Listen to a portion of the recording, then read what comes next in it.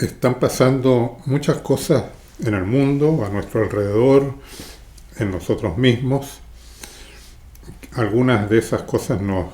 crean expectativas positivas, nos producen esperanzas. Otras las vemos como negativas, nos generan temor. Son transformaciones muy rápidas, muy aceleradas y por lo tanto crean incertidumbre, nos desorientan. Nos preguntamos hacia dónde va el mundo, hacia dónde vamos nosotros, hacia dónde va cada uno, qué nos espera, cómo debiéramos tomar decisiones, orientarnos ante este mundo tan cambiante. Yo creo que para responder a estas preguntas y para orientarnos en esta incertidumbre, es importante que adquiramos una cierta visión de conjunto de lo que está sucediendo y que podamos calibrar cuáles son tendencias positivas que nos orientan en una dirección pesimista y cuáles son positivas que nos orientan en una dirección optimista. Yo creo que el marco de estos procesos que están ocurriendo lo vengo identificando desde hace muchos años, formulando la tesis de que estamos viviendo la transición desde una civilización, la civilización moderna, capitalista y estatista al mismo tiempo, una civilización que está en crisis, que está en decadencia, que está muriendo, estamos transitando hacia una nueva civilización, una civilización que puede ser mejor que esta en la cual nos encontramos, como ha ocurrido casi siempre en la historia de los procesos civilizatorios en que se transita de civilizaciones más atrasadas hacia civilizaciones mejores. En este contexto me parece importante que identifiquemos los hechos, las tendencias y los fenómenos que van en la dirección de la decadencia de una civilización y aquellos que van en la dirección de lo nuevo que nace. Yo he identificado en este sentido un conjunto de indicadores o de manifestaciones que van en ambas direcciones y he también identificado un conjunto de situaciones y procesos o tendencias que apuntan en la dirección de favorecer ciertas oportunidades positivas en las cuales podemos insertarnos como personas y otras otras tendencias que amenazan esas orientaciones positivas, ese surgimiento de una nueva civilización y que por lo tanto frente a ellas tenemos también que tomar una mayor y más clara conciencia. Los indicadores o las manifestaciones de la crisis, de la decadencia de la civilización moderna, que me parece que son los más relevantes, son los 7 siguientes. Primero, el hecho de que se están produciendo en el mundo desastres ambientales que aumentan en intensidad y en frecuencia. De eso recibimos noticias a diario a través de los medios de comunicación y no es fácil comprender que efectivamente aquella aceleración de los problemas ambientales está ocurriendo. Una segunda tendencia, manifestación de la crisis, de la decadencia de esta civilización, es la concentración de la riqueza y la existencia de crecientes desigualdades económico-sociales. Desigualdades entre países, algunos que progresan y avanzan y otros que retroceden, y al interior de cada uno de los países, o de muchos de los países, donde se observa que algunos sectores y clases sociales progresan y otros se quedan atrás o quedan marginados o son excluidos, y esta desigualdad genera naturalmente es manifestación de una profunda crisis, de un orden económico capitalista y estatista que se supone que debe integrar al conjunto de la sociedad y generar soluciones relativamente aceptables para todos. Una tercera manifestación de esta crisis de la civilización moderna es el aumento del desempleo, pero no solamente de un desempleo coyuntural que siempre ha ocurrido, sino que hay una tendencia general. Hablamos de un desempleo estructural que hace que cada vez el trabajo humano sea menos relevante y cada vez existirá menos oportunidades de empleo dentro de la economía capitalista como también dentro de la economía estatal. Y ello es efecto, de la misma crisis económica, de la misma concentración y desigualdad económica que hablábamos antes, pero también del desarrollo de las tecnologías que van reemplazando el trabajo humano por maquinarias, por sistemas tecnológicos, por robots, etc. Una cuarta manifestación de la crisis de la civilización moderna son las numerosas y amplias migraciones de población que están ocurriendo en el mundo, generadas por la crisis económica, social, política y ambiental de los países donde esas migraciones se originan. Esas migraciones generan dos problemas fundamentales. Por un lado, empobrecen todavía más a esos países desde donde emigran esas personas, porque quienes emigran son quienes tienen más recursos, más capacidades, más iniciativas, y por lo tanto se quedan en el país en condiciones aún más precarias los que permanecen. Y por otro lado, se produce un desequilibrio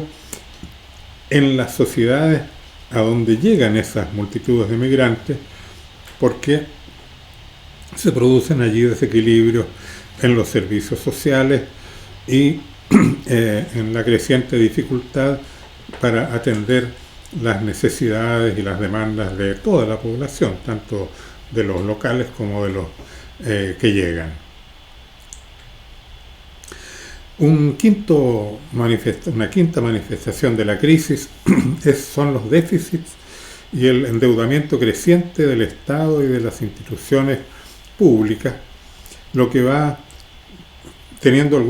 dos efectos muy complejos. Por un lado, aumenta la dependencia de los estados y de los gobiernos respecto al capital financiero, que es quien financia y otorga esos créditos a los estados, y por lo tanto los hace depender de ellos. Y al mismo tiempo, esos déficits y esas dificultades financieras reducen la capacidad de los gobiernos, de los estados y de los organismos públicos para enfrentar y aportar soluciones a los problemas sociales, atender las necesidades y las demandas de la gente. Un sexto problema es que se produce un descontento social y protestas sociales que aumentan precisamente ante la incapacidad creciente de los estados para satisfacer las demandas y las reivindicaciones de grandes grupos sociales,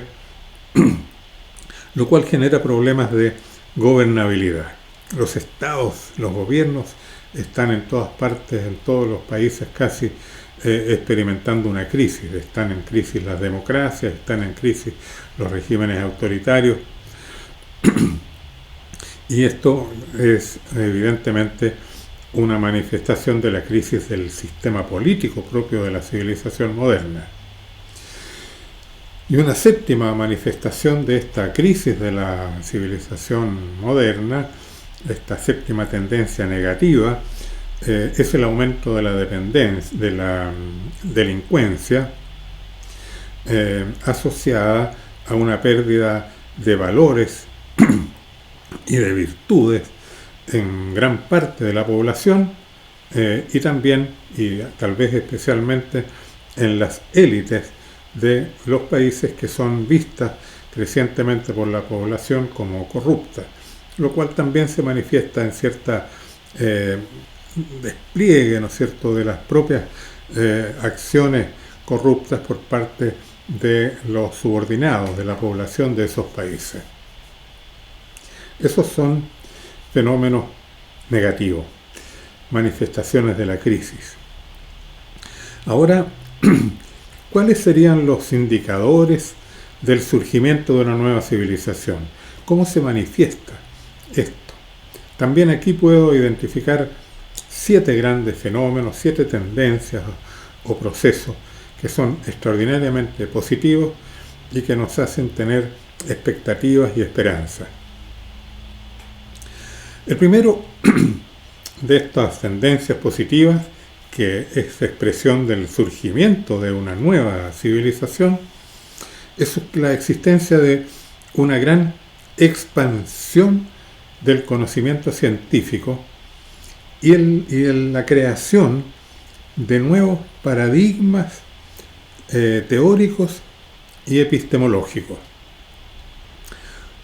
No solamente se expande el conocimiento, sino que se despliegan formas nuevas de pensar, se adquiere un conocimiento más complejo de la diversidad y de la complejidad de los fenómenos reales, y esto también apunta a facilitar las posibilidades que tenemos los seres humanos de enfrentar esas situaciones complejas que nos afectan. Un segundo gran fenómeno positivo es el desarrollo de las tecnologías de las comunicaciones y de la información, que ponen el conocimiento y la información al alcance de grandes multitudes que de esa manera se activan y que pueden desplegar iniciativas independientes. Y todo ese proceso de desarrollo de las tecnologías de la información y de las comunicaciones también permiten que se articulen redes de personas que comparten intereses, iniciativas, objetivos y proyectos, y que por lo tanto se potencian en sus capacidades de acción. Un tercer elemento que me parece extraordinariamente positivo es el desarrollo de la economía colaborativa, que se manifiesta, por ejemplo, en el coworking, en el uso compartido de autos, de viviendas y de otros recursos, y sobre todo en diferentes formas de economía cooperativa y solidaria que están surgiendo en muchas partes del mundo. Una cuarta tendencia que me parece positiva, o un conjunto de tendencias positivas, serían, por ejemplo, la expansión del empleo de las bicicletas como medio de transporte, el fomento del autocuidado personal, de la alimentación sana, del autoaprendizaje, de modalidades de e-learning, todo lo cual van expandiendo la autonomía y las capacidades personales para aprender, para comunicarnos y para resolver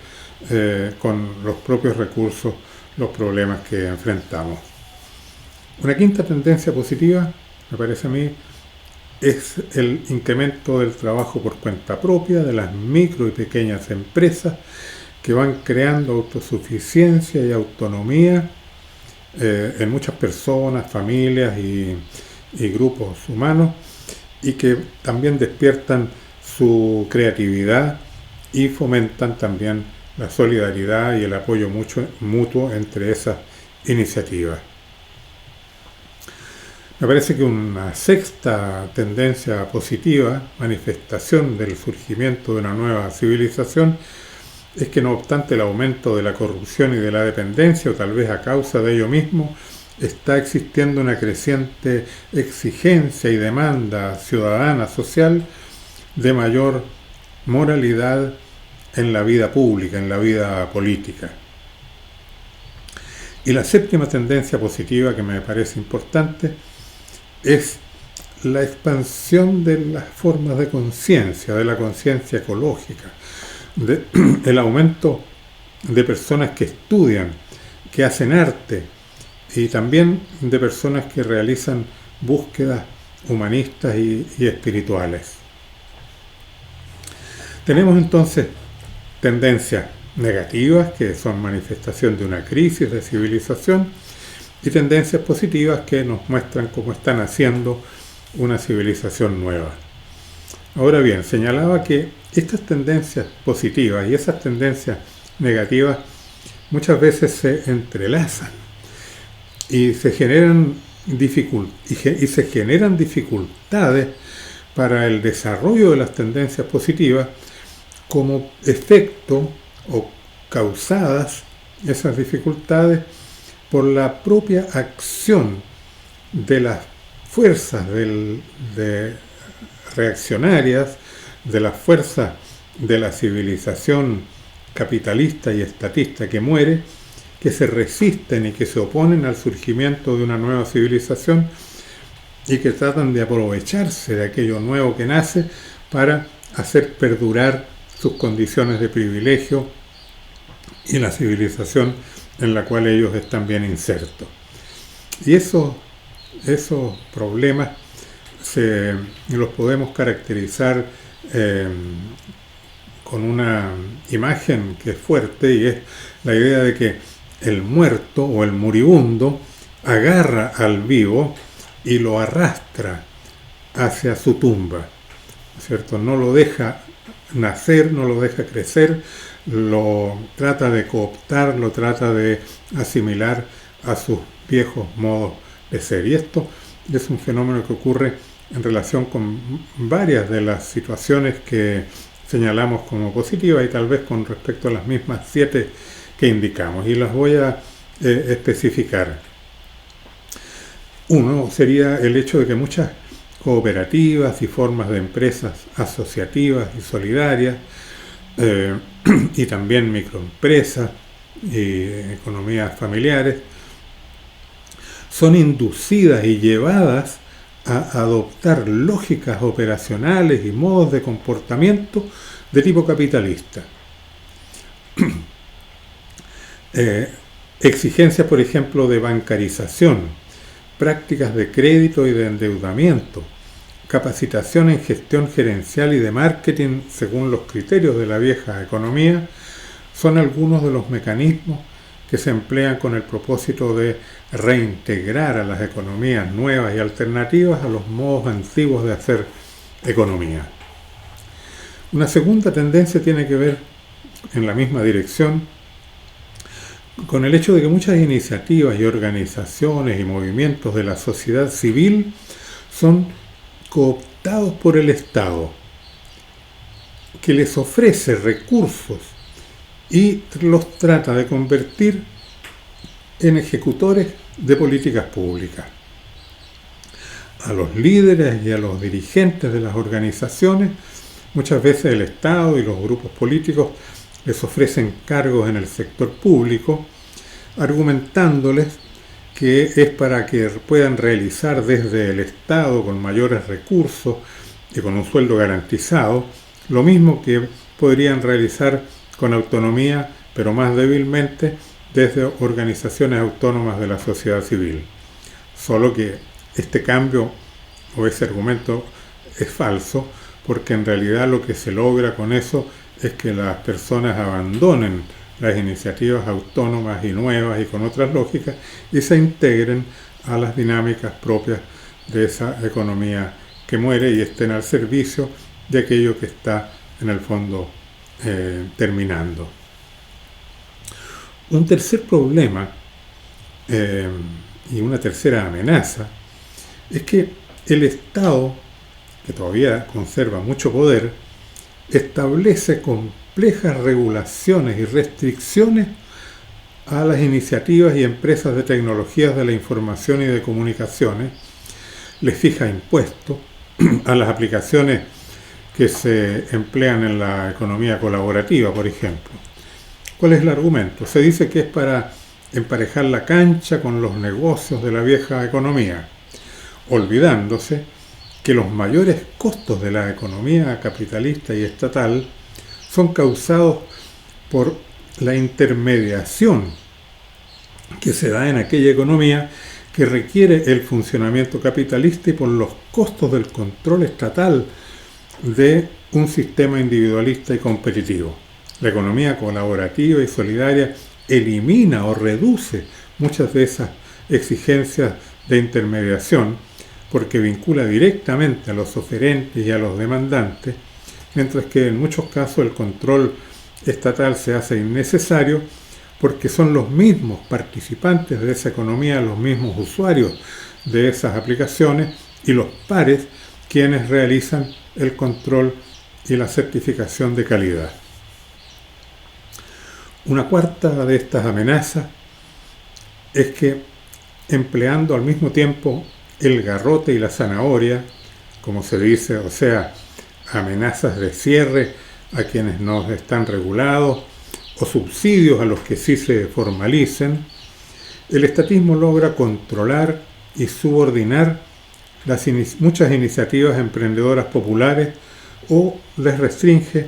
su autonomía. Por ejemplo, se las capacita y se les otorgan microcréditos, servicios jurídicos, actividades promocionales y de publicidad para que se orienten hacia el mercado externo, conforme a la lógica de la economía de mercado capitalista, en vez de que operen en sus comunidades naturales y hacia los mercados locales, como es en muchos casos lo natural para esas experiencias, con las cuales las hacen perder viabilidad y les cambian el sentido que ellas tienen. Una quinta manifestación de ese peligro, de ese esfuerzo del que muere por atrapar al que nace y llevarlo hacia la tumba, es el hecho de que, y lo observamos, a muchos artistas, intelectuales, creadores de cultura, comunicadores sociales, periodistas, que son cooptados por las cadenas de televisión y que se los contrata para que realicen publicidad que fomenta el consumismo y en general las ideas, los productos y las actividades del Estado y de las empresas capitalistas. Podemos observar muy fácilmente que en la televisión comunicadores y periodistas que tienen un sentido, una orientación ecologista, que se preocupan de lo social, que son progresistas, los vemos que hacen publicidad a productos de mercado que deterioran el ambiente, que hacen publicidad a iniciativas que generan y amplían el consumismo, cuando ellos o que potencian ideas que son contrarias a las que ellos mismos promueven. Tal vez es porque los medios de comunicación, las cadenas, les exigen que hagan publicidad, pero tal vez es también porque a través de esa publicidad obtienen ingresos más elevados. O sea, es una forma de venderse al enemigo, por decirlo de alguna manera metafórica.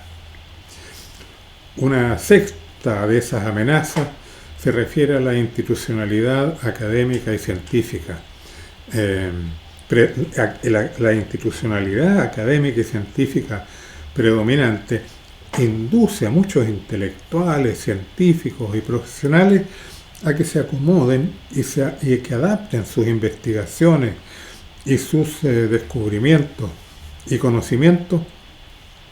conforme a los paradigmas teóricos convencionales antiguos, haciendo que el ejercicio profesional, intelectual o científico esté al servicio del capital y al servicio de las institucionalidades de la vieja civilización. Se fomenta la especialización, se hace que las investigaciones se reconocen como válidas solamente aquellas investigaciones que están integradas a los paradigmas epistemológicos especializados de las estructuras cognitivas de la civilización moderna, etc. Entonces se pierde en gran medida la posibilidad del desarrollo, de la expansión de esos nuevos paradigmas cognitivos. Y la séptima práctica fraudulenta y engañosa es la de que se observa, digamos, en el mundo cultural, donde se ofrecen a elevados precios prácticas de meditación, de desarrollo de conciencia, de sanación, ofrecidas por supuestos maestros espirituales que se aprovechan de la ingenuidad y de la ignorancia de las personas y que obviamente les ofrecen formas de pensamiento, de conciencia, de sanación, que son verdaderos fraudes y que no apuntan hacia el desarrollo de la conciencia, sino que terminan sometiendo a esas personas en la ignorancia. Junto con eso también observamos la difusión de falsas noticias, de pseudociencia en Internet y en las redes sociales, que desprestigian y que intentan destruir la credibilidad de las comunicaciones horizontales y del aprendizaje autónomo y colaborativo. Con respecto a todas estas amenazas, a estas tendencias, yo señalo que es importante estar atentos y advertidos para que el muerto no agarre al vivo y lo arrastre hacia su tumba. Como dice el Evangelio, dejar que los muertos entierren a los muertos y sigamos por el camino de la vida nueva que nace mediante el desarrollo del conocimiento, de la creatividad, de la autonomía y de la solidaridad